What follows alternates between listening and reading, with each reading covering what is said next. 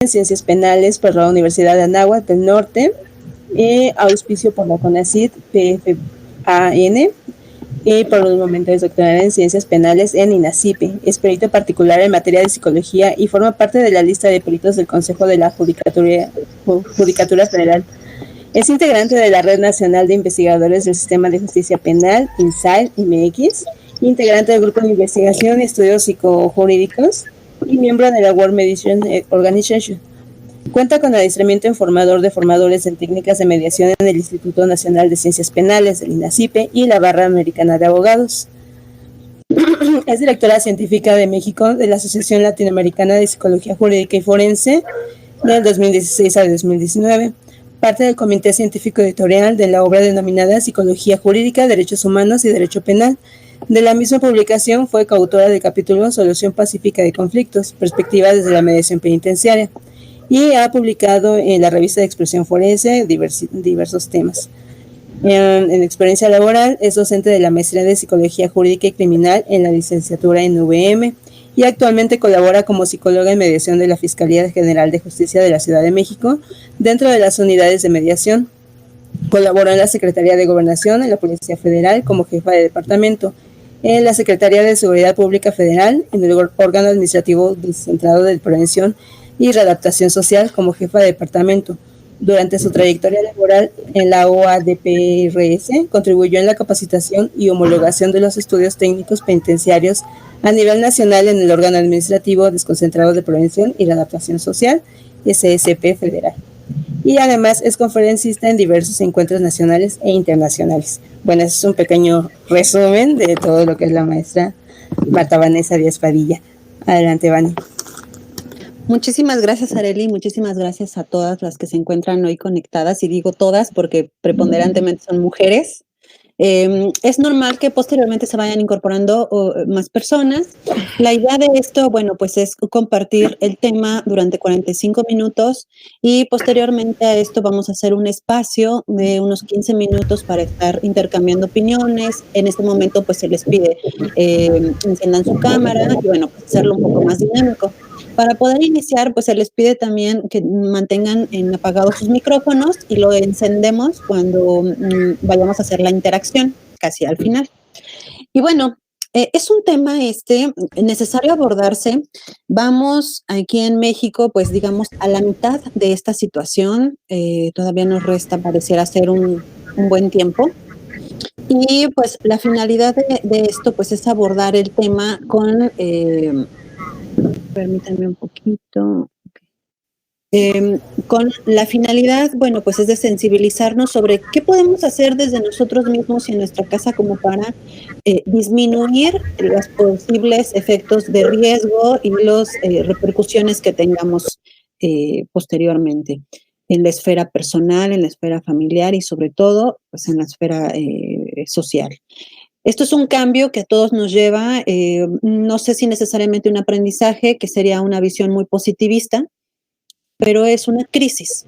En la crisis, como vamos a estar abordando, es una crisis social, pero también una crisis en lo personal. Y esto nos lleva a voltear a vernos, a voltear a ver lo que estamos haciendo desde nosotros mismos para poder cuidarnos, para poder mantenernos al margen con nuestros cuidados y nuestra higiene mental. Entonces, bueno, pues vamos a iniciar precisamente con este tema en donde vamos a estar trabajando pues el tema de salud mental. Por primer momento está dividida esta presentación en dos momentos y una de ellas, bueno, pues es la definición que tenemos o conocemos sobre salud mental. Si bien muchos de los docentes, ponentes que nos han acompañado en este ciclo de conferencias lo han abordado, es importante recapitular para quienes nos han seguido en las diversas actividades. Y bueno, la Organización Mundial de la Salud, que es el ente pues de mayor reconocimiento y que con mayor énfasis en la salud mental, nos da una definición, ¿no? Y que este es un estado de bienestar en el que el individuo realiza sus capacidades, supera el estrés normal de la vida y trabaja de forma productiva y fructífera y aporta algo en su comunidad, ¿no? Esta es la definición que nos hace la OMS. Ahora bien, los tiempos para cada uno de nosotros son diferentes. Y eso no significa que no tengamos una salud mental, simplemente que la forma de adaptación o las medidas de higiene son diferentes. Aquí el punto va a ser que cuando ya prevalezca en mucho tiempo y empiece entonces a involucrarse o afectar en las demás esferas de nuestra propia vida. Y entonces es cuando ya hablamos de un conflicto. Esta situación sanitaria nos va a dejar muchas lecciones, creo yo, y una de ellas es voltear a ver nuestra salud mental. Como ya se comentaba en algunos foros, la salud mental normalmente estamos acostumbrados a dejarlo siempre de lado. Te dicen, vas al psicólogo, bueno, tienes que ir al psicólogo, pues psicólogo, pues ¿qué te pasa, no? Hasta se toma como en ocasiones como una ofensa. Bueno, tienes que ir al psiquiatra, es que necesitas, ya no puedes dormir bien, necesitas un ansiolítico, necesitas algún psicotrópico. No, no estoy loco, ¿no? Entonces, es esta forma hasta de cultura, que no hay una cultura en la higiene mental, en asistir al psicólogo, ¿no? Y aún así los mismos psicólogos, también muchos de ustedes, recuerdo el registro, hay muchos psicólogos en este foro en el día de hoy, y también estamos necesitados y tenemos también como una forma de ir trabajando en uno mismo, no podemos dar lo que no tenemos. Entonces también es importante trabajar en nosotros mismos y tener una supervisión de cada uno de los casos que tenemos, ¿no? Y hay personas que en ocasiones ya tienen muchos años dando psicoterapia, por ejemplo, específicamente en la clínica, pero bueno, no se voltean a trabajar a sí mismos. Entonces, al final del día, esto lo que nos está enseñando es que tenemos que trabajar en nuestra salud mental, ¿no? A priorizar la salud mental, que debe de ser tan o cual importante como asistir a revisiones en el médico, a nuestras revisiones de cada 6 meses o cada año al dentista. Bueno, pues de esa misma forma tendría que voltearse a ver la psicología en ese sentido. Y yo creo que esta situación también traerá una necesidad de estarse actualizando de los profesionales en la salud, y de voltear a ver esta mirada a esto que está específicamente en estos momentos en la pantalla, ¿no? La salud mental está compuesta de esta parte de emociones, esta parte física y esta parte social. No podemos al final dividirlas o aislarlas, sino todas en conjunto convergen para poder hablar de una salud mental y de una higiene mental, ¿no?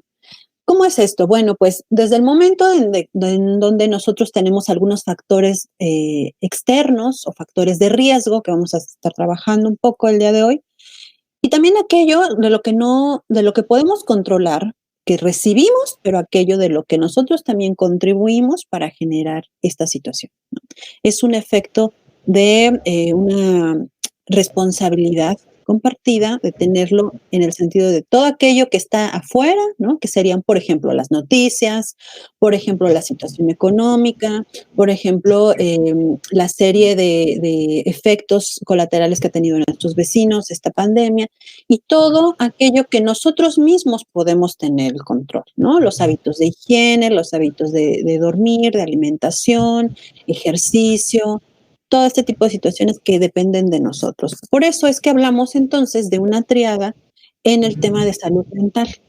Parte de estos temas, por ejemplo, ya tuvimos una charla sobre ejercicio físico, es tan importante porque vemos entonces que tiene efectos también en esta parte biológica.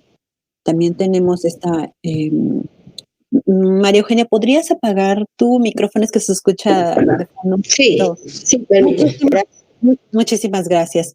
Y también les comparto que todas nuestras conferencias se están grabando, y la finalidad de esto es, terminando el ciclo, es que todas van a estar a acceso libre, ¿no? Para aquellas personas que no pudieron ingresar, o para que nuevamente vuelvan a escuchar alguna intervención. Vamos a subirlas en nuestro canal de YouTube, y también estamos trabajando, nuestra directora de voluntariado, sobre conjuntar información, y se va a hacer una carpeta para que todos ustedes tengan esta información. Al final del día es algo que sabemos muy bien que no va a terminar ahora, que va a tener efectos, es como las olas del mar, ¿no? Entonces después va a tener este oleaje. Y entonces, aun cuando terminemos este periodo de aislamiento, vamos a tenernos que adaptar a una serie de cambios, y que seguramente nos va a llevar a visibilizar nuestra salud mental desde otra forma, ¿no? Bien, entonces comentábamos que, bueno, pues al final del día estamos ante una crisis, ¿no? La palabra crisis se escucha en ocasiones como algo fuerte, como algo en donde te pone de una forma vulnerable, pero otros más dicen, hay muchos autores en donde dicen que, bueno, la crisis puede ser considerada como un efecto de aprendizaje, como un efecto desde una forma muy positivista, de decir que es un aprendizaje, vas a obtener cambios en tu esfera psíquica, social, y que también dentro de la crisis puede obtenerse un aprendizaje, ¿no? Hay personas, no sé ustedes, pero yo conozco personas que en estos momentos específicamente de la crisis, bueno, económicamente les está yendo muy bien porque tuvieron la idea de empezar a producir, por ejemplo, cubrebocas, ¿no? O estas máscaras, estas caretas, ¿no? Y pues es la necesidad lo que ahora está haciendo que ellos obtengan una remuneración económica. Lo mismo pasó en los primeros etapas o momentos de esta situación de emergencia, en donde íbamos, no sé, ustedes iban al supermercado o a las farmacias y estaba agotado el gel antibacterial, ¿no? Entonces, pues obviamente eso repercute económicamente a las empresas y como de la crisis, algunos sectores o algunas personas pueden verse beneficiados.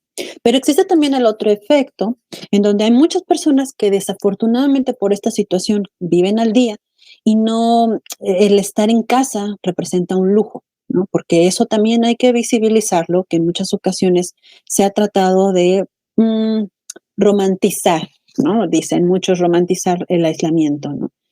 Simplemente yo creo que hay que vivirlo desde nuestras propias herramientas, desde nuestra propia situación personal que vivimos. Habrá quien tenga que salir, bueno, pues hay que incrementar las medidas de higiene. Habrá quien pueda quedarse en casa, bueno, pues a lo mejor la lucha constante no va a ser tanto lo económico, porque esa parte la tienen solventada, pero va a ser la dinámica familiar, la dinámica emocional, ¿no? Entonces, al final, todos de alguna u otra forma estamos expuestos, hasta los mismos profesionales, en vivir esta situación de crisis de una forma desfavorable y que pueda tener un efecto en nuestra propia esfera, ¿no?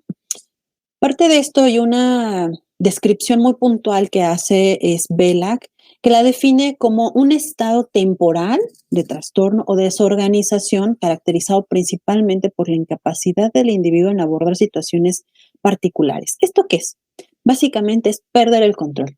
Estamos muy acostumbrados a tener el control de las cosas, ¿no? Tener el control de los horarios de trabajo, tener el control de los horarios de comida, es tener el control de todo.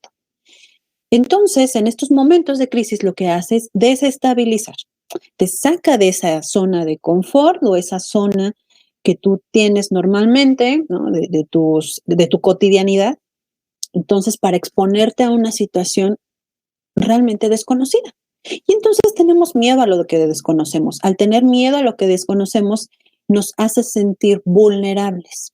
Y digo nos hace sentir porque es una percepción, algo muy, muy personal. Porque realmente, como les acabo de comentar, alguien podrá considerar que este episodio de vulnerabilidad puede considerarse como un área de oportunidad. Entonces, estamos muy acostumbrados y somos una sociedad en donde estamos acostumbrados a tener el control de nuestra situación. Y el temor a lo desconocido o tener la falta de control es entonces cuando viene este momento de conflicto personal. Y obviamente la crisis significa un cambio en el nivel afectivo y cognitivo y tiene también una repercusión en cómo te relacionas con los demás, en los sentimientos, en las emociones, en las ideas, en los pensamientos. Y existen varias definiciones sobre crisis. He estado leyendo sobre este tema un poco y para poder comprender realmente cuál es la situación en la que nos encontramos, pero sobre todo conocer hacia dónde podemos ir, porque esta es una serie de caminos que podemos o alternativas que podemos ir trabajando.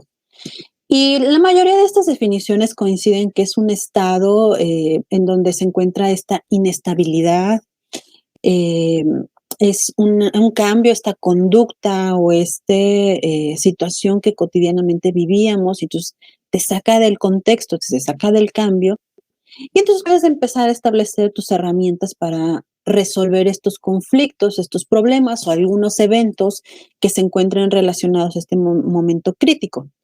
Y uno de ellos, por ejemplo, bueno, pues también es las relaciones interpersonales, cómo me relaciono con el otro, cómo trabajo ahora desde casa, cómo estoy todos los días con mis hijos, todos los días con mi esposo, y tiene mucho tiempo que probablemente no vea a mis familiares, ¿no? Entonces, una serie de emociones. Acaban de pasar fechas para nosotros en México muy significativas. Una de ellas es el Día de la Madre, ¿no? Una de ellas es el Día del Niño, en donde estamos acostumbrados, pues como latinos que somos, a festejar, a la fiesta, ¿no? Y el hecho que en estos momentos nos haga festejar o celebrar o conmemorar, pero de una forma diferente, es sacarnos de un contexto. Y es como esta especie mm, de esta situación que faltó hacer cosas, ¿no? Pero también, aun cuando podamos recorrer las fechas de celebración o de conmemoración, creo que al final nos lleva a valorar muchas de las cosas que podríamos haber dejado por este estrés que vivimos, esta cotidianidad, ¿no? Como el estar comiendo tranquilamente, hacer cosas diferentes, o hasta las mismas personas, por ejemplo, que salen a trabajar y que tienen que cumplir su jornada laboral, bueno, pues ahora no hay tráfico, llegan más rápido, no hay tantas personas en la calle, entonces es un poco más ágil el poder llegar. Entonces, al final del día son aristas que cada una de estas situaciones pues, nos va mostrando. Eh, la crisis la podemos ver en todos los sentidos de nuestra vida. No solamente es una situación relacionada con temas, por ejemplo, de violencia o de delitos. No, la crisis está en toda nuestra vida. O parte de la filosofía que siempre nos marca la mediación es que los conflictos, al igual que la crisis, están inmersos en toda nuestra vida. No, no podemos dejarlo de lado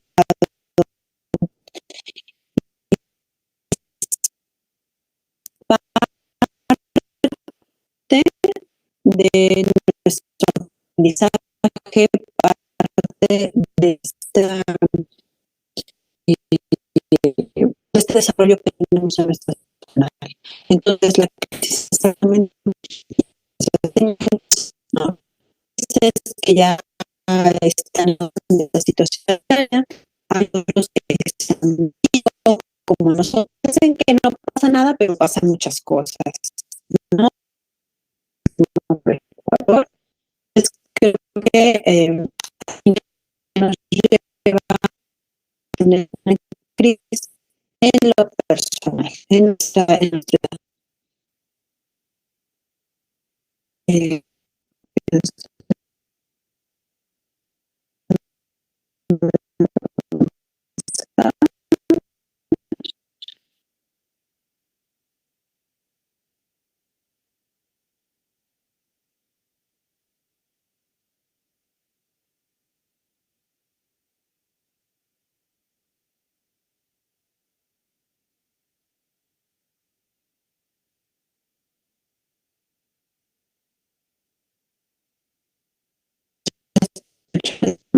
hasta acá.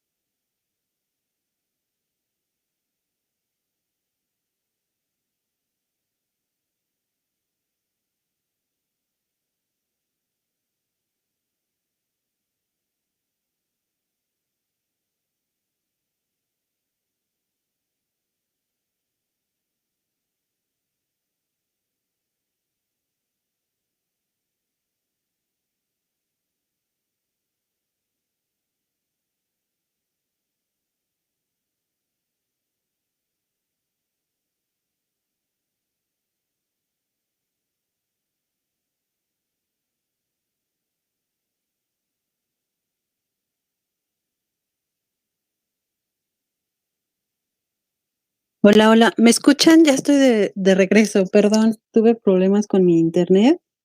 Hola, sí, no, nada más se escucha. Sí, se escucha perfecto todo. Sí, ya se escucha. Ay, qué bien. Muy bien. Disculpen. Bueno, entonces, se escucha pero no se ve. ¿Sí ven la presentación? Sí, se escucha. Gracias a todas. Sí, la presentación sí se ve. Ok, perfecto. Gracias, Dani. Bueno, muy bien. Pues entonces continuamos donde nos quedamos. Y bueno, decíamos entonces pues que esto al final del día es un aprendizaje en lo social, en lo colectivo, pero pues también en lo individual. Y bueno, parte de las reacciones que podemos tener en esta situación de crisis, bueno, pues son desde las manifestaciones físicas, que pueden ser los temblores, los dolores de cabeza, sensación de agotamiento, pérdida de apetito, dolores en muchas partes del cuerpo. Y esta parte también de la hipervigilancia en nuestra salud, ¿no? Estar muy atentos a lo que sucede, a lo que nos sucede en nuestro cuerpo y ligarlo de alguna forma a esta situación de emergencia que estamos viviendo, ¿no? O darle la connotación que puede ser algunas manifestaciones de lo que estamos viviendo sobre la pandemia, ¿no? De COVID. También existe pues esta parte del llanto, de la tristeza, el decaimiento de ánimo, de no querer hacer cosas, de estar con ganas de estar acostados, de esta parte de dificultad en tomar nuevamente nuestro ritmo que teníamos o lo más parecido a lo que no, lo teníamos, ¿no? Porque no podemos, aun cuando estemos haciendo home office, no se parece y no es las actividades propiamente que realizamos. Pueden ser a nivel docencia, trabajo hasta doble o triple, ¿no? Porque es familiarizarse con la plataforma, es realizar ejercicios, revisar ejercicios, evaluaciones. Ese es un trabajo, al menos en el área docente, sí se trabaja muchísimo más en línea que presencial, ¿no? Requiere muchísimas más desarrollo de habilidades. Temer que algo terrible pueda ocurrir, ¿no? Que esto es el insomnio, las pesadillas, el hipersomnio también, y esta irritabilidad o enfado, molestia por no poder salir, enfado con el gobierno, molestia por que en mi casa tengo que hacer actividades, ¿no? Entonces, es una serie de emociones las cuales se encuentran presentes dentro de esta situación. Puede haber también una vergüenza en situaciones, por ejemplo, de algún desastre, vergüenza porque pude haber tomado la decisión de que fuera o mi familiar o yo, ¿no? De estas situaciones de guerra o de conflicto armado. Pero en esta situación, por ejemplo, de emergencia sanitaria, ya tenemos los casos en donde pues casi toda la familia está con esta sintomatología, donde ya tiene la presencia de COVID, entonces toda la familia se encuentra o hospitalizada o aislada. Entonces, el que uno, por ejemplo, pueda sobreponerse a esta situación también lleva a una situación de emociones encontradas, ¿no? Por una parte, el decir, bueno, es que estábamos compartiendo lo mismo, pero yo salí adelante y ahora cómo puedo ayudarle a la otra persona. Es una mezcla conjunta de emociones lo que se está viviendo. No responder cuando se habla es esta situación de decir, bueno, yo aislamiento, mucho aislamiento, mucha situación de no querer interactuar con el otro, de no dialogar. Es como el otro extremo de estar buscando, ¿no? En las redes sociales o de estar constantemente interactuando, pero no necesariamente de una forma proactiva. Desorientación cuando no se sabe qué es lo que va a ocurrir, no se sabe qué es lo que tengo ya la decisión que tomar.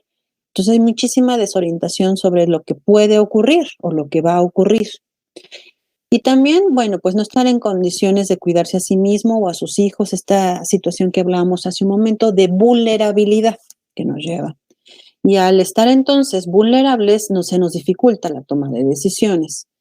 hay una especie de obnubilación de la conciencia en donde hay muchísimos factores, muchos estresores, y estos estresores son de índole externo, entonces nos confundimos, no sabemos cómo tomar la mejor decisión, cuál es lo más idóneo. Y bueno, esto está muy relacionado pues a esta parte de la prevalencia en esta situación de crisis, en esta situación de manifestaciones emocionales. Una de ellas pues son los factores de riesgo que ya comenzábamos a decir hace un momento, y estos pueden ser desde las drogas, el alcohol, la situación económica, también la discriminación, esta parte también de la desventaja social, por ejemplo, hay muchas personas que ellos pues normalmente vivían la venta, ¿no? De la venta en el transporte colectivo o en las calles, personas con débiles visuales o ceguera. Entonces, con esta situación, obviamente que los hace aún más vulnerables. Todos estos pueden ser los factores de riesgo. El mismo desempleo que estamos viviendo, pero vamos a tener todavía más secuelas de esto. Entonces, lo que nos va a llevar a resurgir, si lo vemos de esta forma, ¿no? Porque lo que va a pasar es que de una situación de crisis, de caos, vamos a tener que adaptarnos nuevamente a esta dinámica, ¿no? Los factores de protección. Los factores de protección son condiciones que mejoran las condiciones de resistencia en las personas. Es como esta especie de un escudo en donde se puede fortalecer estos, lo que hablan mucho los psicólogos, estos mecanismos inhibitorios, aquello que me fortalece, me ayuda, aminora alguna situación. Entre ellos podemos mencionar el apoyo social, que esto es importantísimo, las redes de apoyo, la familia, el entorno, los vínculos afectivos, la participación social, el involucrarme en la toma de decisiones, por ejemplo, en mi casa, en mi colonia, en mi trabajo, en mi escuela. Entonces, todos estos factores de protección lo que ayudan es a poder aminorar, ¿no?, la respuesta negativa ante un peligro y que sea de una forma positiva y congruente. Por eso es que tampoco, y somos seres sociales, los humanos somos seres sociales y no podemos vivir aislados y no podemos vivir totalmente aislados del mundo, ¿no? No, de alguna u otra forma buscamos, ¿no? Tan solo ustedes piensen en esta situación de confinamiento, ¿qué es lo que han hecho para que prevalezcan los vínculos afectivos o la comunicación con sus amistades o con los mismos familiares que no tenemos cerca? Bueno, pues es hacer uso de las redes para comunicarnos, del teléfono, muchas situaciones. Entonces, es potencializar todos estos recursos que tenemos, entre ellos la tecnología, pero para lo positivo. Porque, como les comento, somos seres sociales, no podemos estar aislados y es parte también de nuestra salud mental, como lo veíamos hace un momento, ¿no? Existen muchas manifestaciones relevantes en cuanto a la salud mental que pueden afectar el detrimento o disminuir la productividad de algún individuo. Y entre ellos, pues, es el burnout, ¿no? Y una de las manifestaciones muy puntuales es la deshumanización y despersonalización, que ya veremos un poquito más de ello. Y también el desgaste por empatía, que se llama, o traumatización vicaria, que esto específicamente está en estos momentos de la situación sanitaria, está más enfocado a las personas del sector salud, ¿no? A quienes están en el primer contacto y tanto, por ejemplo, físicamente, pero también aquellos que están detrás de un teléfono, ¿no? Todo este tipo de situaciones y contingencias y emergencias, ya tenemos la experiencia del 2017, del 85 y muchas situaciones más de desastres naturales en donde los mismos profesionales de la salud, específicamente los psicólogos, se han organizado para realizar brigadas de atención psicosocial, de intervención en crisis, de ayuda humanitaria, entre muchas más. Lo cual siempre creo que es digno de aplaudirse, pero también es importante mencionar que es relevante la capacitación el informarnos como profesionales. No por el hecho de ser psicólogos ya nos habilita como para brindar alguna de estas alternativas. No podemos, les decía, no podemos dar algo que no tenemos. Entonces, primero es tu seguridad como profesional. Si tú te sientes segura, seguro de que puedes brindar esa atención, esa intervención, pues adelante. Y más aún si tienes como las herramientas o la capacitación. Pero si no, bueno, puedes ayudar de otra manera. Y ya lo veíamos dentro de la asociación, realizamos algunas actividades en el temblor del 2017. Una de ellas fue llevar víveres a Jojutla, Morelos, y empezar a establecer redes de apoyo e intervención con algunas personas de la delegación Benito Juárez. Entonces, donde nos dimos cuenta que lo primordial es estar nosotros mismos bien para poder dar y atender a los demás. Y esta situación de emergencia nos lleva exactamente lo mismo, ¿no? El primero es estar nosotros bien, en no ser compasivos con nosotros mismos, es decir, en estos momentos no puedo, en estos momentos no quiero, en estos momentos estoy trabajando, estoy tratando de comprender qué es lo que sucede para poder apoyar al otro, ¿no? Entonces, de eso se trata principalmente este tema de la traumatización vicaria, en donde es el desgaste por ayudar al otro, es por ser empáticos al otro, es por apoyar al otro.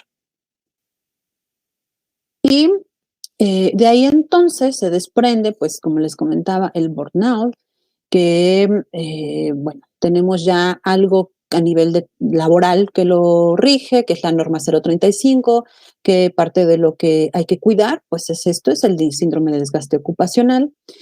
Pero en esta situación de emergencia, pues también está presente este tema que yo les decía, que la cuestión hasta de inequidad en las labores del hogar, que por cultura, pondera casi siempre la educación hacia la mujer y el varón continúa en esta parte como del proveer económicamente, pero ahora en la actualidad pues no solamente la mujer pues se dedica a la casa, sino también sale, trabaja, tiene proyectos y entonces eso hace que sea una demanda doble o triple, como les decíamos en un momento, y esto es precisamente lo que aborda el burnout o síndrome de desgaste ocupacional, ¿no?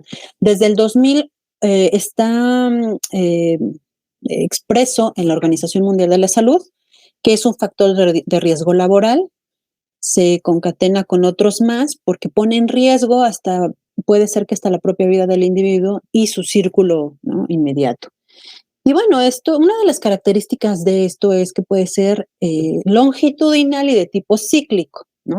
Es como este efecto de buscar algunos mecanismos que me ayuden para sobresalir o sobrellevar la dinámica laboral, pero después vuelvo a incrementar esta parte del trabajo, empiezo a dar mi máximo esfuerzo y después nuevamente, ¿no? Entonces, esto es un efecto cíclico en donde parte de la justificación o estar en zona de confort nos lleva a esto y no romper este efecto cíclico. Entonces, en donde son horarios muy demandantes, son actividades muy absorbentes y entonces puede obviamente tener una repercusión en la esfera individual, en lo familiar, ¿no?, y hasta en lo social. Llega un momento en que en la misma dinámica laboral, en donde ya no se hacen las actividades de una forma ética, de una forma, ya no, se pierde el gusto, ¿no? El CIE-11 menciona que es un síndrome conceptualizado como resultado del estrés crónico y que entonces, bueno, pues pueden delimitarse 3 esferas. Uno de ellos son los sentimientos de agotamiento, que es la falta de energía, no querer hacer las cosas, otra vez voy a trabajar, ¿no? En esta situación es decir, hoy otra vez tengo que, no sé, a lo mejor dar una intervención en mi trabajo, o esta vez nuevamente tengo que desarrollar una clase, ¿no? Entonces, es esta parte como de cansancio, falta de energía, falta de motivación. El segundo punto es un aumento en la distancia mental, ¿no?, con respecto al trabajo. Es estar disperso, no es estar concentrado, es estar muy aislado, como yo siempre les digo, es estar como en Marte o en otro lado, pero no aquí, ¿no? No en el aquí y en el ahora que tanto hablamos. Y el tercer punto es una eficacia profesional reducida en pocos o nulos resultados, que esto es, bueno, tú me estás pidiendo que entregue un informe, entrego el informe, pero lo entrego mal, ¿no? Son metas muy concretas, en donde las metas concretas se traducen en una mala efectividad. Si esto lo ubicamos en nuestra situación actual, vamos a ver que nuestra productividad tiene muchos factores, muchos estresores y muchos factores que pueden mermar este buen funcionamiento. Entonces, por eso es importante ser compasivos con nosotros mismos y comprender que en esta situación también se vale decir no puedo, también se vale explicar y sentir cómo me siento yo en este momento y de decir, ¿sabes qué? En este momento sí lo voy a hacer, me va a tomar un poco más de tiempo. Si no comprendemos en dónde estamos, pero también si no lo explicamos al otro, el otro no va a adivinar, ¿no? Entonces tenemos también que socializarlo y explicarlo, externarlo, cómo me siento. Porque si entonces hacemos como que no pasa nada, pues va a pasar y va a pasar mucho, porque recuerden que nuestras emociones y nuestro estado emocional es como, yo siempre les digo que es como una bola de nieve, ¿no? Esto va creciendo, lo vas dejando, va creciendo y se va haciendo cada día más grande y después es incontrolable. Y entonces tenemos eventos muy desafortunados en donde por estar introyectando, guardando todo este tipo de situaciones, hace que sea una bomba y explote, ¿no? Y entonces es lo que tenemos que aprender a manejar en estos momentos, ¿no? Si bien acoplarnos a nuestra situación, ser compasivos con nosotros mismos, también comprender que esto es una situación que va a llevar tiempo. Y para eso entonces es poder generar todas estas estrategias de aprendizaje y reforzar estos vínculos sociales que tenemos con nuestro primer grupo, que es la familia, ¿no? Tenemos para entonces algo que explica muy claramente todo el complejo burnout, que es la triada de Maslow, que es pues una fatiga crónica, un desinterés, y que esto al final del día lleva a una ineficiencia, hacer las cosas por hacer, y una despersonalización, una deshumanización. Es me quito la emoción, ¿no? Es mecanizo, pero no hago contacto con esa situación que estoy viviendo. Entonces me despersonalizo. Y entonces Maslow es una psicóloga social de Estados Unidos en donde ella creó una escala para medir exactamente esto, que hasta el momento es uno de los recursos más utilizados.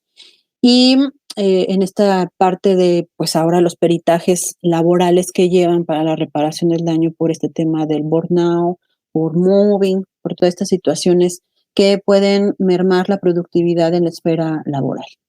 Y entonces tenemos específicamente esto que es la despersonalización o la deshumanización, ¿no? Que es una actitud totalmente negativa, este enfriamiento, esta frialdad, esta indiferencia y hasta un cierto cinismo con el otro, ¿no?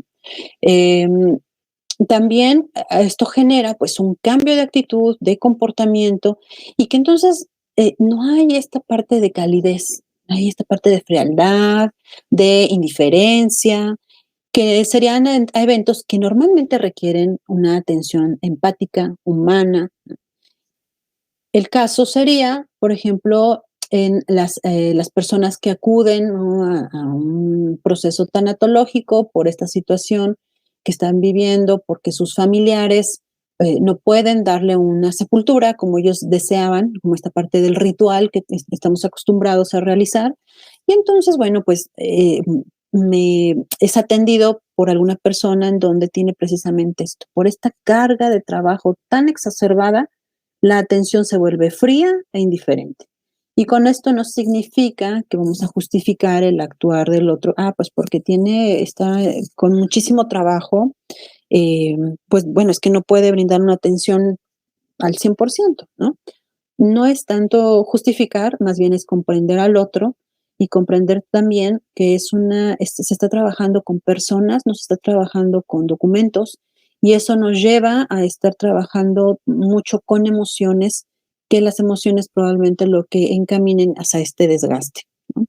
Y vamos a ver entonces que el tema de la atención psicoemocional al personal de salud va a ser muy importante, y todos ellos van a requerir sí, un bono, que pues al dinero a todo el mundo no nos cae mal, pero sobre todo, y para seguir funcionando y no tener secuelas y parte de este estrés postraumático, una intervención muy puntual a la esfera psicoemocional por tanta situación de emergencia que están atendiendo.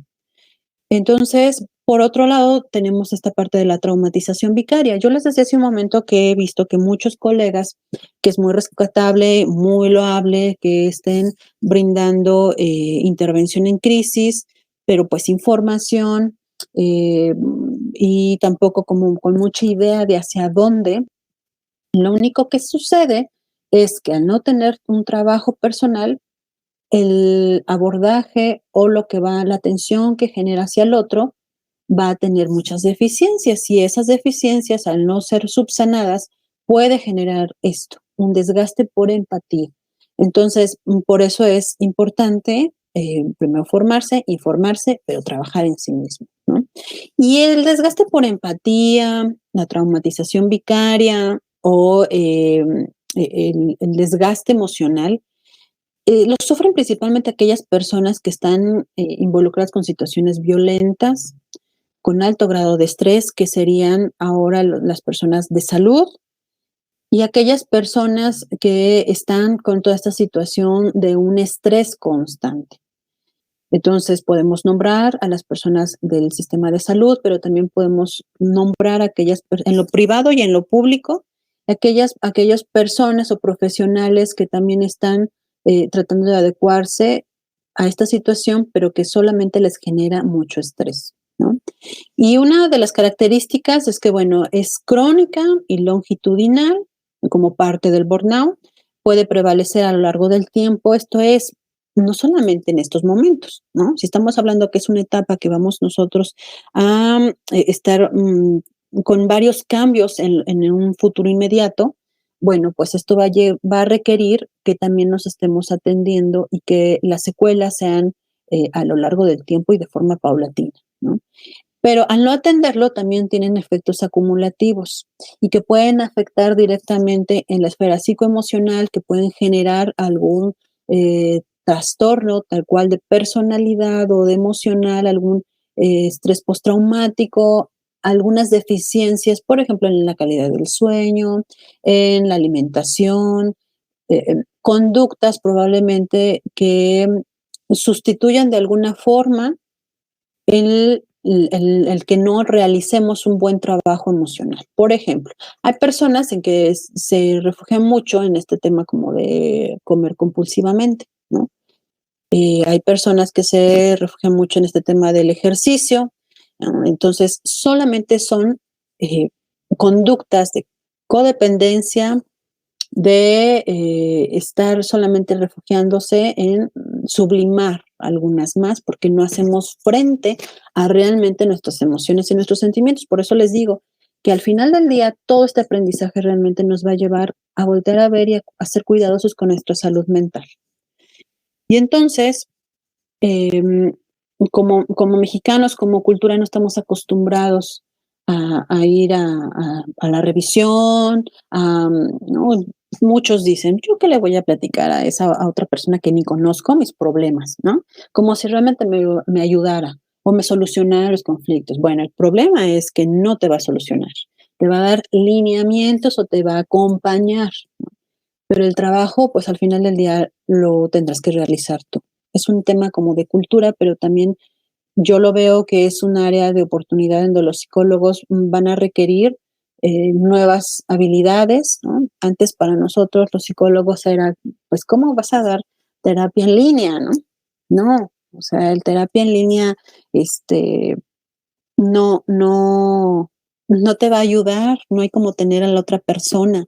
Entonces, esta situación nos lleva a adecuarnos a nuestras situaciones, ¿no? Por un lado más, tenemos, bueno, pues esta parte de manifestaciones, entre ellas la tristeza, la fatiga, la tensión, dolor de cabeza, pensamientos intrusivos, dificultad en tomar decisiones y falta de interés como manifestaciones eh, que son hasta el momento los que se han presentado con mayor prevalencia en esta situación, ¿sí? Y bueno, parte de lo que comenta, esto lo voy a revisar muy general porque en la siguiente charla del 25 van a trabajar un poco más sobre atención psicosocial. Y bueno, El sustento que tiene es la Organización Mundial de la Salud, donde menciona en uno de los cuadernillos, me parece de octubre del año pasado, sobre las consideraciones psicosociales y de salud mental durante el brote de COVID. Y una de ellas, las que puedo destacar de una forma muy general, es la asistencia comunitaria y el apoyo psicosocial que se debe de reforzar. ¿Y esto a qué nos lleva? A mirar el abordaje y el tratamiento desde una forma psicosocial, en donde tenemos que prevalecer una esfera más amplia para la intervención, no solamente desde lo clínico. Todos los centros sanitarios deben de contar con profesionales sanitarios cualificados, que este tema es de capacitación, de adiestramiento y de vocación. También realizar intervenciones, es ponderar sobre la atención que se tiene específicamente en el área psicoemocional. La protección y promoción de los derechos de las personas con problemas de salud mental y discapacitados, particularmente importante en las emergencias humanitarias y sanitarias, que es esto que les comentaba hace un momento, sobre la necesidad de voltear a ver a esta población y qué se puede hacer por ellos, con ellos y para ellos.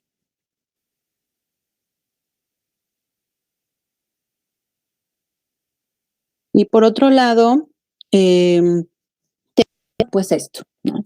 La carnita, diría yo, de esta charla, que es el autocuidado de primeros respondientes y de la población en general. Y lo divido de esta forma porque solamente cambia algunas cosas, ¿no? En los primeros respondientes, si bien ellos pueden tener un efecto de estrés postraumático más prolongado porque se encuentran en contacto directamente con las personas, ¿no? Y en esta parte de la primera línea de intervención, de atención. Y entre ellas, bueno, pues tenemos esto, ¿no? De repente caemos en una sobreinformación. Y entonces no todo lo que está en las redes sociales es creíble, ni todo lo que las redes sociales generan es una fuente confiable. Hay muchísimas, en donde se comparte información sin consultar la fuente de origen. Pero es complicado, por eso son redes sociales. ¿Cómo voy a consultar la fuente de origen? Pues si esto es una suma de todos mis contactos que al final están compartiendo lo mismo. Bueno, entonces puedo darme a la tarea de investigar en el sitio web y de googlear, ¿no? Ahora les digo yo, San Google, de googlear la información y buscar, ¿no? Por ejemplo, aparece hoy una noticia en donde dice que ya tenemos 5,800 casos, ¿no? de muerte. Ay, bueno, me lo está diciendo este contacto, lo reviso en la red, ¿no? Y entonces así con mayor seguridad puedo yo compartir la información o por un contrario decir, bueno, es que están compartiendo información falsa. Esto lo único que genera es, bueno, un estrés, muchísima angustia y a que haya una paranoia colectiva al final del día. Entonces, hay que ser cuidadosos con la información que se comparte. Parte de la rutina es, bueno, no dejes en tu dispositivo telefónico, no dejes abierta tu Facebook, ciérralo. Esto como para no estar revisando todo el día y en cada momento lo mismo. Colócate una forma, un hábito de decir, bueno, en la mañana a lo mejor lo reviso y en la noche, ¿no? O en la tarde. Entonces, no es necesario tener abierta mi aplicación ni tampoco estar constantemente con la información, ¿no? Bueno, es importante también, pues, esta parte de las conferencias, porque pues por ahí nos están mandando la información, pues, más a primera mano, diríamos, en donde pues también mucha de esa información ha sido crítica de algunas personas, en donde se está cuestionando la información. Bueno, pues también dosifícala, no es necesario que todos los días veas las conferencias, ¿no? Un día sí, un día no. Entonces, al final del día, lo único que pasa es que estamos nosotros generando una alerta constante a eso y que esta alerta lo único que pasa es que nos angustia, nos estresa y entonces empieza a mermar nuestra calidad de vida en el sueño, en la comida, en las labores y el tema de conversación solamente es ese, ¿no? Habiendo muchos más. Entonces, bueno, hay que dosificar las noticias y revisar muy bien lo que compartimos, ¿no? Para esto es precisamente lo que les acabo de mencionar. Bueno, ¿hay que acceder a la información? Pues sí, necesitamos informarnos, tampoco nos vamos a aislar del mundo ni a saber qué es lo que sucede, pero hay que ser muy cuidadosos con las fuentes de información que consultemos, ¿no? La OPS, por ejemplo, es una de los organismos internacionales que mejor información tienen. La Gaceta de la UNAM, en donde también, bueno, pues con tintes científicos netamente, salud, obviamente también, la Organización Mundial de la Salud, que bueno, también es parte principal de esta fuente de primera mano que podemos consultar. Entonces, hay que ser selectivos con la información, ¿no? Hay, poco a poco, tú te vas dando cuenta en las redes sociales cuando comparten información falsa, las fake news que le llaman. Entonces, ¿por qué? Porque son páginas con terminaciones que no son conocidas o tan solo la imagen es borrosa, de alarma o de hace mucho tiempo y entonces la gente la ve y en primer lugar se lo cree. Entonces, siempre hay que confiar, siempre hay que corroborar las fuentes y que éstas sean de fuentes oficiales principalmente. Por otro tema, tenemos también esta parte de la hipervigilancia, ¿no? Es que, bueno, si ustedes se dan cuenta, las medidas de higiene que nos están solicitando, lo que sucede es que nos están desarrollando una conducta compulsiva a la limpieza, compulsiva en su momento fue las compras, pero fueron compras de pánico. Es una compulsión, es una obsesión por la limpieza y una acción a la repetición para repetir nuevamente la conducta, ¿no? Lavado de manos. Entonces, sí es importante eso, porque al final del día es lo que nos va a ayudar como para minimizar el grado de contagio y que la curva siga elevándose. Sin embargo, también es importante tener claro qué es lo que yo estoy haciendo. A ver, yo estoy en mi casa, ¿no? No entramos ni salimos. Será necesario entonces estarme lavando constantemente las manos si no salimos, si no salimos, nadie de mis integrantes de la familia sale. Si hay alguien que sale, entonces sí hay que incrementar las medidas de higiene. Estornudo, ¿no? Y entonces, ya son alguna manifestación de COVID, ¿no? Simplemente es un estornudo porque te acabas de echar un perfume, ¿no? Por ejemplo. Entonces, hay que diferenciar muy bien estas manifestaciones. No todo quiere decir que ya va a ser una situación de COVID. Yo no soy experta en epidemiología, pero lo que sí me han dicho algunos que sí lo son, es que aun cuando nosotros terminemos el aislamiento, el virus va a continuar y lo que sucederá es que una de dos, bueno, necesitamos la vacuna, pero también necesitamos podernos enfermar para generar esta especie como de inmunidad y resistencia a esto, ¿no? Pero sí es importante fortalecer nuestras defensas, por ejemplo, ¿no? Y entonces al estar yo constantemente atenta a que ya estornudé, que ya me salió un poco de moco en la nariz, que me duele un poco la cabeza, bueno, pero no lo estás asociando con que ese dolor de cabeza es porque diste clases durante 5 horas en línea, ¿no? O no lo estás asociando porque tenías que contestar un oficio o un proyecto en unas horas, ¿no? Entonces, sí hay que corroborar muy bien la información y sobre todo aterrizarla a las actividades que tú realizas, porque si no, entonces lo único que sucede es que vamos a estar constantemente estresados. Y el estrés y muchas cosas más, lo único que hacen es debilitan tu sistema inmune y entonces es muy probable que entonces realmente sí estamos hablando de una enfermedad o signos y síntomas de este padecimiento, ¿no?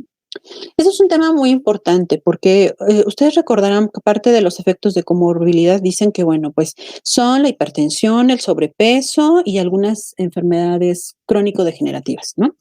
Que nosotros en México tenemos uno de los mayores índices de diabetes y las diabetes van de la mano por este tema de la mala alimentación o una alimentación ineficiente.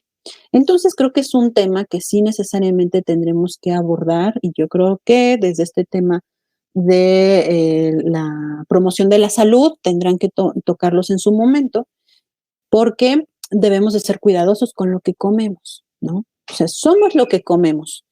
Y entonces, si yo solamente realizo una comida al día y es de mala calidad, pues seguramente eso me va a generar otros conflictos mayores, ¿no? O si yo en la noche hago una cena pesada, seguramente se va a reflejar en mi calidad de sueño.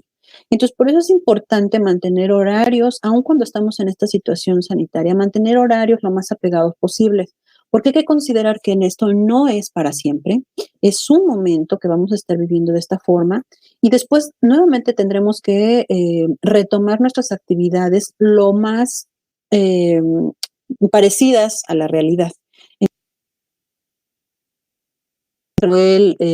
Una alimentación deficiente, hay que ser muy cuidadosos. Y esto es conforme a nuestros propios recursos. No todas las personas podrán hacer 3 comidas y 2 colaciones, por ejemplo. No todas. Bueno, entonces, ¿qué sí puedo hacer? Bueno, pues entonces, hacer mis 3 comidas. Bueno, es que ¿sabes qué? Tampoco puedo hacer 3 comidas.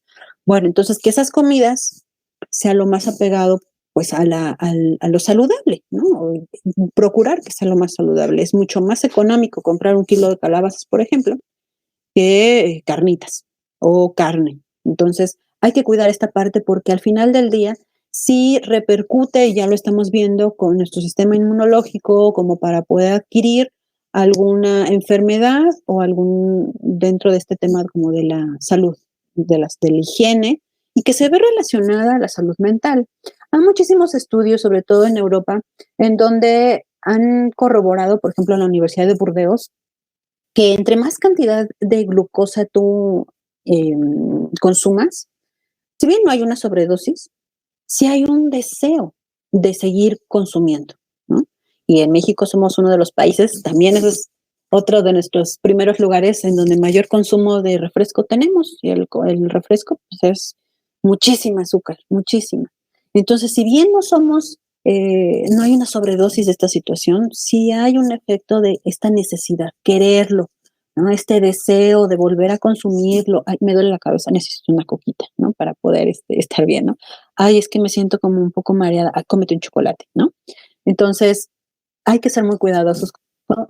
Porque si le agregamos que entonces tenemos malos hábitos alimenticios, seguramente vamos a ser parte de estas poblaciones de riesgo, que es lo que mencionaban, que a diferencia de otros países en México, la edad de contagio son personas más jóvenes, ¿no? Que en Italia o en otros, en España. Aquí, porque tenemos población joven con sobrepeso, con enfermedades crónico-degenerativas, malos hábitos alimenticios. Hay que cuidar los ácidos grasos que consumimos, porque los ácidos grasos lo único que hace es que los ácidos grasos generan unos neurotransmisores más rápidos. Y estos ácidos grasos, pues pueden ser los positivos, ¿no? Que son las nueces, las semillas, este tema. También en exceso, todo en exceso, pues nos hace daño, ¿no? Si consumimos más proteína, por ejemplo, o nuestra alimentación es más hacia los carbohidratos, normalmente nos hacen, en Europa han hecho estudios sobre esto y mencionan que la gente se vuelve como más lenta en la toma de decisiones, que es como más apática, ¿no? Entonces, como que nuestros sistemas lo hacen un poco más lento.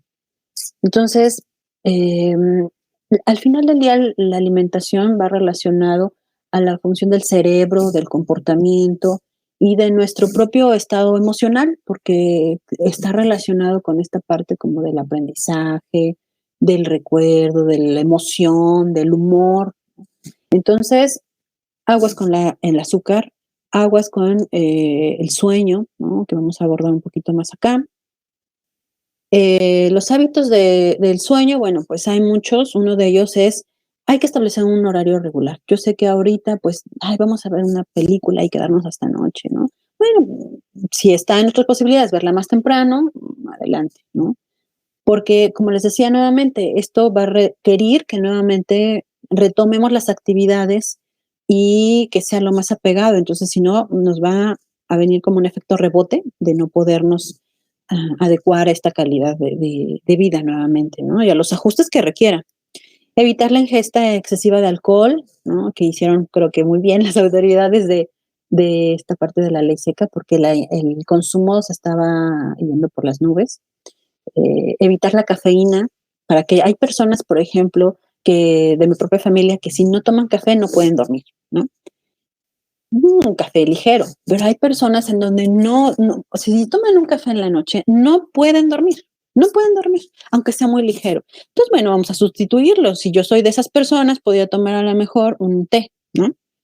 Hacer ejercicio regularmente y lo que sugieren los médicos es ser cuidadoso, no exactamente antes de dormir, porque lo único que va a pasar es que yo voy a activarme. Entonces, al activarme, tener este estado de hiperactividad va a dificultar que yo pueda dormir, ¿no? Entonces, o que tenga mala calidad de sueño que me esté despertando en la noche. Que sea ropa cómoda para dormir, ¿no? Ya es cuestión como de gusto, pero que te resulte cómoda, que te brinde movimiento, movilidad en la cama. Configurar la temperatura y toda tu habitación, ¿no? Por ejemplo, hay personas que si no tienen cortinas oscuras, que no entre luz, no pueden dormir bien. Bueno, ese es un espacio en donde requiere cierto ritual. Y si nos apegamos a este cierto ritual, seguramente podemos tener una mejor calidad de sueño. Eh, el ruido también, en la medida de lo posible, si te distrae o tienes el sueño muy ligero, como le llaman, bueno, pues hay que trabajar sobre ello en lo que esté en nuestros propios recursos. Y bueno, muchas ocasiones se ha tomado también la cama para leer, para trabajar, ¿no? Como lo veremos más adelante, bueno, es importante respetar los espacios y que la cama sea para eso, para dormir y para tener relaciones sexuales, ¿no? Porque lo único que está sucediendo es que ahí no es un lugar idóneo para rendir al 100%. Puede ser que estando con nuestra computadora en la cama, estamos leyendo y llega un momento en que no tenemos sueño, entonces, pues simplemente nos acomodamos y nos dormimos. Hay que buscar un espacio para ello. Practicar ejercicio y técnicas de relajación. Estas pueden ser las que mejor sean afines a cada uno. No significa que todos podamos hacer yoga, todos tengamos que hacer meditación o todas tengamos que tener atención plena, que es el mindfulness. Es cada quien va a adquirir las propias técnicas, ¿no? Unas de estas pues son simplemente los ejercicios de respiración, ayudan muchísimo. Por otro lado, también tenemos, bueno, pues utilizar la tecnología a nuestro propio beneficio para establecer leyes, dinámicas, pues que sean más efectivas, de más vínculo. Eso al final del día es lo que podemos utilizar a las redes sociales de una forma positiva. Y también parte de lo que podemos hacer es trabajar en nuestra higiene mental, ¿no? Ser cuidadosos, selectivos con lo que nosotros permitimos ver, oír, tocar, ¿no? Entonces, hay que trabajar en ello. Es importante también en su momento considerar acudir con un psicólogo, con un profesional de la salud mental, porque probablemente yo no tenga un trastorno de personalidad, simplemente me será muy útil utilizar esta parte como de la narrativa, del acompañamiento, no necesariamente para la presencia de un trastorno tal cual o de algo que sea más significativo. Creo que esto al final del día es parte de la higiene mental que podemos tener cada uno de nosotros, ya seamos profesionales o no, creo que nos puede ayudar muchísimo este tema, ¿no? El trabajar en nuestras emociones, el conocernos y el apoyarnos por los profesionales de la salud. Es importante cuidar nuestras relaciones interpersonales y las redes de apoyo entre la familia, amigos y pareja. Dentro de la asociación, ustedes habrán visto en la página de Facebook, hicimos una entrevista con Daniel Erdmann, que él es un mediador de Argentina, y abordamos el tema de mediación de conflictos específicamente durante la pandemia, porque sin duda este tema de estar constantemente en casa nos lleva a tener un ambiente probablemente de intolerancia. Entonces, sabemos que esto va a terminar, pero en su momento también requiere que todos abordemos con la comunicación, con el diálogo, esta parte como de gestionar los conflictos. Y bueno, también es importante considerar actividades de esparcimiento, valorar positivamente las cosas que tenemos en nuestra vida. Yo les pediría que como un ejercicio interno y de forma individual, ustedes piensen si a raíz de esta situación les ha favorecido en algo. ¿Cuál sería lo bueno de toda esta situación en su vida? Obviamente debe de haber algo desfavorable o malo, pero ¿cuál es lo bueno?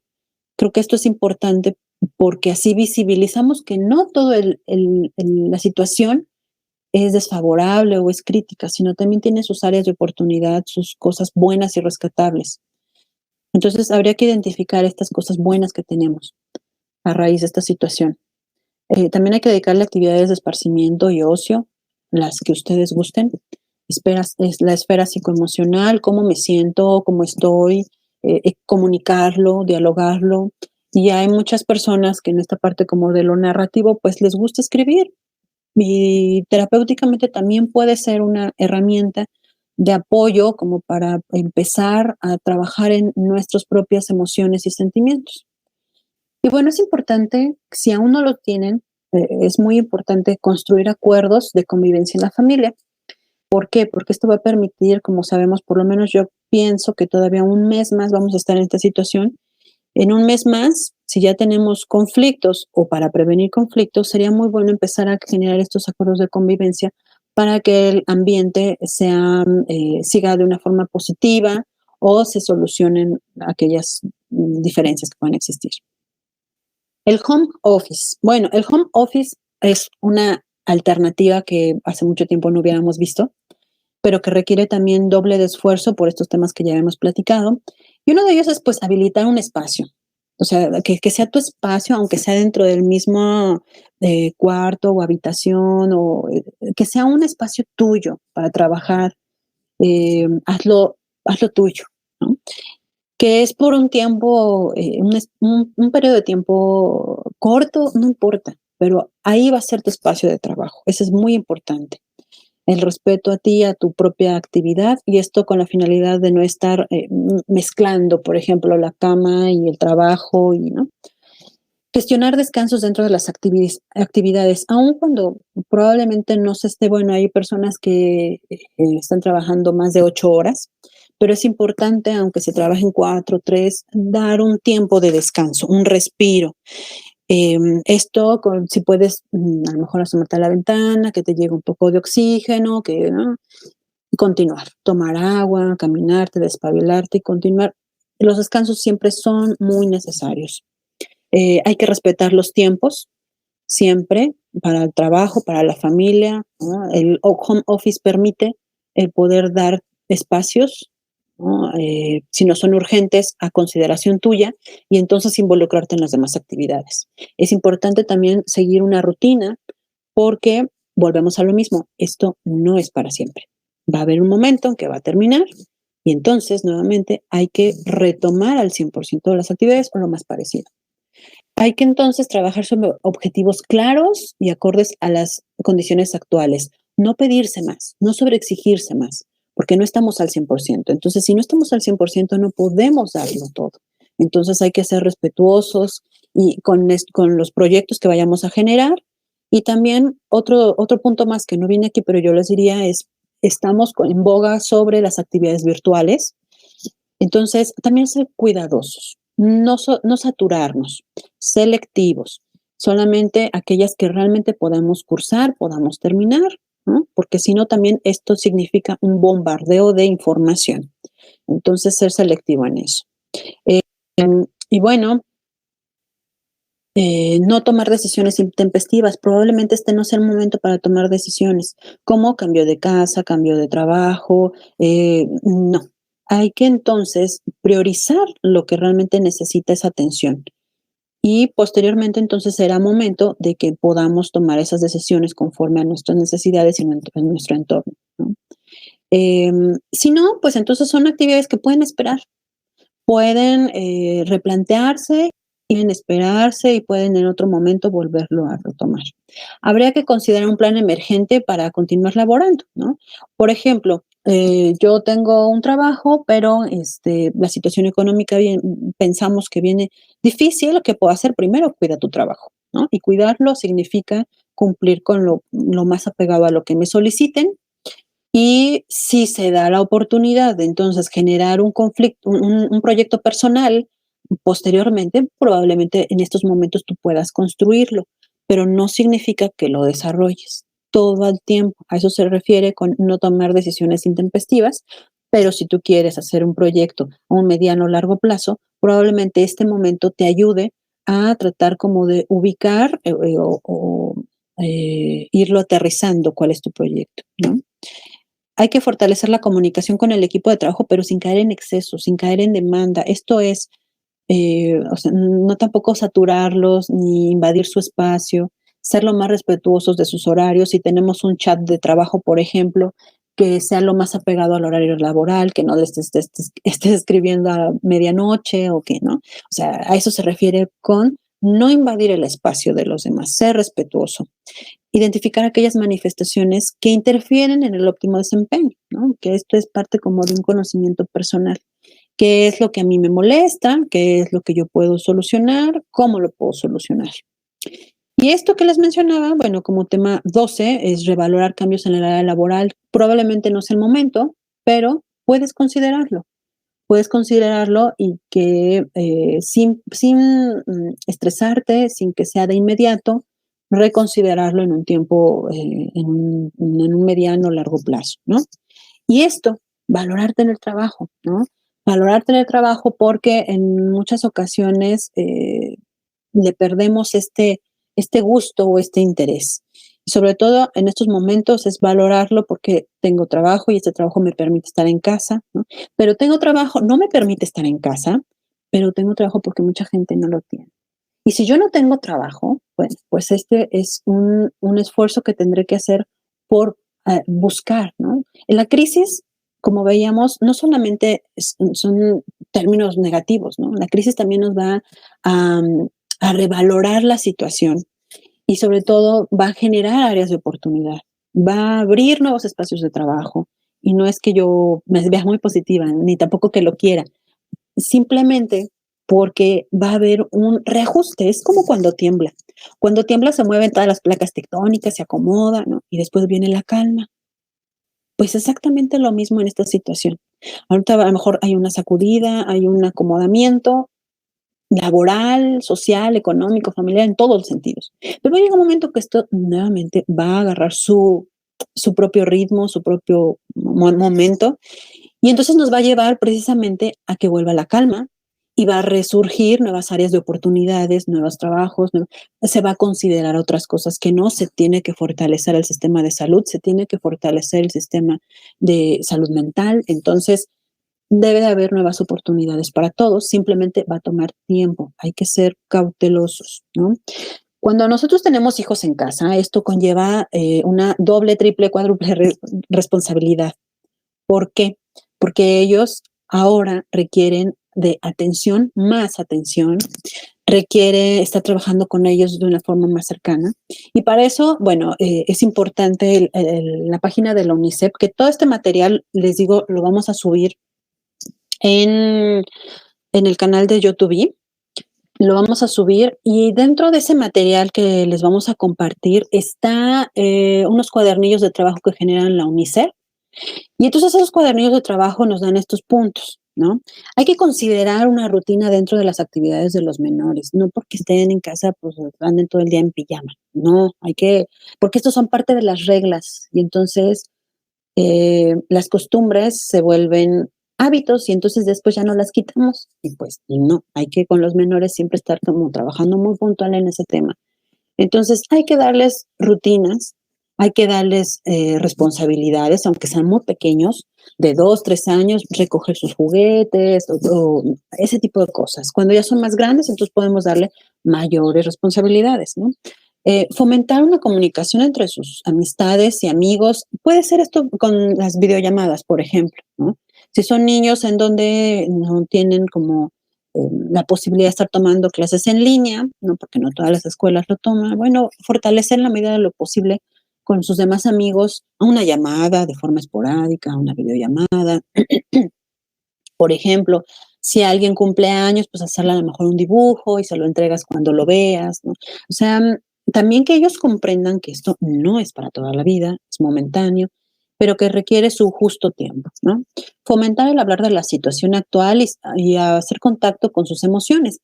En esta parte de UNICEF, les decía, hay 2, 3 cuadernillos que se los vamos a compartir sobre el teletrabajo y el cuidado de los menores. Entonces hay un cuadernillo muy padre donde va llevando de la mano a los niños sobre qué es el coronavirus. ¿Qué forma tiene? ¿Por qué se da? Desde esta parte de la ciencia, pero aterrizado a su lenguaje que ellos también comprendan. Pero hay que también tener cuidado, ¿no? No todo es coronavirus, no todo es noticias. Hay que ampliarle su espectro de forma que no solamente estén inmersos en esta situación, ya lo comprendieron, ya lo conocieron, ok, entonces continuamos con otras cosas. Esto es de una información general, que ellos sepan qué es lo que está sucediendo, porque después entonces, cuando todo vuelva a tomar su propio ritmo, ¿no? No sé si normalidad, pero si tome su propio ritmo, se van a dar cuenta que van a tener que salir con cubrebocas a la escuela. No sabemos qué medidas más son las que tengan que tomar. Entonces, es importante que ellos también conozcan esta situación, ¿no? Es importante también generar ese aprendizaje de cosas nuevas y temas nuevos, de hacer manualidades, de hacer actividades recicladas.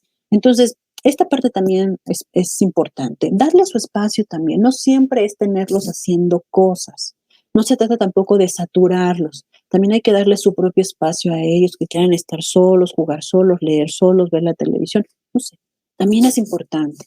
No solamente saturarlos de actividades, porque al final del día los fastidiamos, los cansamos. También necesitan su propio espacio, como decimos, por salud mental. Y bueno, esto, ¿no? No saturarlos, demostrar que siempre se está ahí, que aun cuando yo tenga mucho tiempo, voy a estar ahí. Aun cuando yo tenga que dar clases en línea, aun cuando voy a estar ahí, ¿no? Dejaré todo, que esto del home office me permite dejar a un lado las cosas y estar al pendiente tuyo. Esto no lo va a permitir. Entonces, que sea la prioridad para todos, ¿no? Y bueno, yo cierro eh, con esta frase. Las personas que creen tener la facultad de ejercer cierto grado de control sobre sus vidas son más saludables, más eficaces, más exitosas que aquellos que no tienen en su capacidad para llevar a cabo cambios en sus vidas. Y bueno, esto tiene que ver mucho con lo que decíamos hace un momento, ¿no? Que es el control, que es querer controlar toda la situación. Y creo que al final del día esto es un aprendizaje pues para todos desde nuestra trinchera que estemos, ¿no? Pues bueno, eso es todo. Les agradezco muchísimo que todas hayan permanecido en línea y me encantaría que hacer esto un poco más dinámico, bueno, pues que hagan sus preguntas.